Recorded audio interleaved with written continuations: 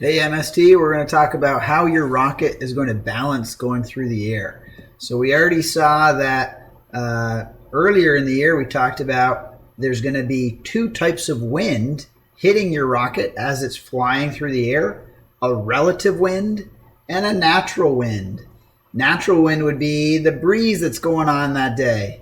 Relative wind is going to be the wind relative or depending on how fast your rocket is flying through the air. So relative wind is going to be hitting your nose cone. Natural wind is going to be a side breeze.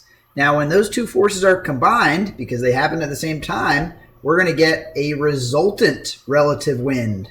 So we're going to be kind of adding these two vectors together. And it's going to give us an angular force pushing down onto our rocket.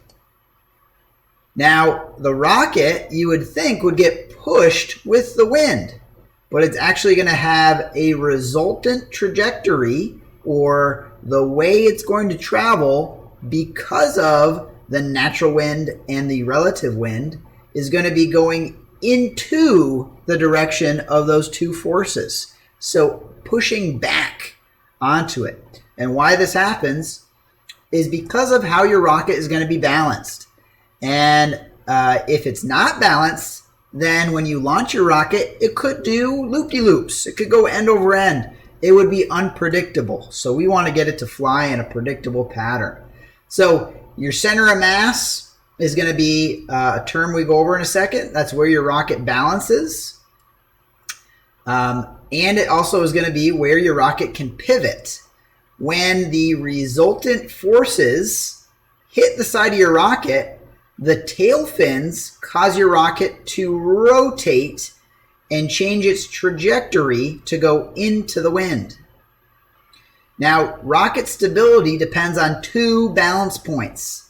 Your center of pressure, where all the wind forces are going to be hitting on your rocket, and your center of gravity, also called your center of mass. So those two are interchangeable. When we do our tests, if the center of pressure is above the center of gravity, it's going to be unstable. It can do loop-de-loops. It'll be very scary when we fly it. If your center of gravity is above your center of pressure, then it will have a stable flight. And this could even be slightly above, by like the thickness of your hair. As long as it's above, it's guaranteed to have a stable flight through the air. So how do we check the two forces so we know what to compare to? Your center of pressure is going to be the location where all the aerodynamic forces are in balance. So where all the wind is hitting is going to be in balance. The best way to do it is with a wind tunnel or some fancy software on the computer. But we don't have either of those, or actually we could do the software, but it would take so much time to do that we'd be launching in the middle of winter. So we're going to estimate it using the profile of your rocket shape. So what you're going to do is lay your rocket down when it's complete, trace out the shape it makes, and then cut that shape out of cardboard or a thicker cardstock so it's not going to be floppy.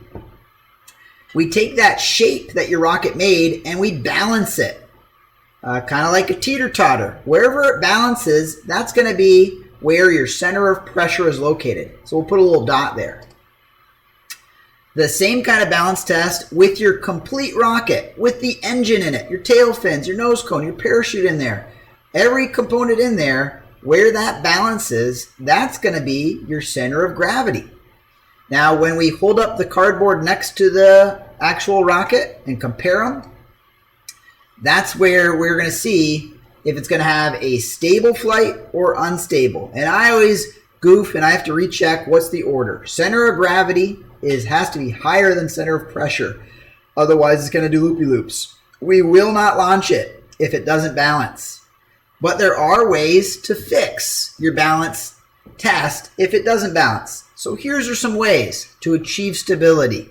Some of you are going to get this first try and you don't have to do any modifications. But some of you will have to do modifications. We are going to, you can either add mass to your nose cone and then your center of gravity would go up, and that's what we want. You could either lengthen your body tube, then your center of gravity would go up. You could do both. but this would require to make a body tube extension. So a little bit more work than adding mass to your nose cone. So here's the example of that. You could also move where your rocket engine is located. Other options.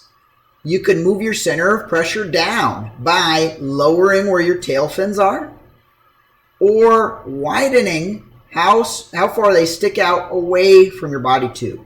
You might have to do them both. You might have to do a method that raises your center of gravity, so add mass to the nose cone, and you might also have to lower the position of your tail fins where they're connecting to your rocket, and then that would lower the center of pressure and raise the center of gravity. That might make them stable.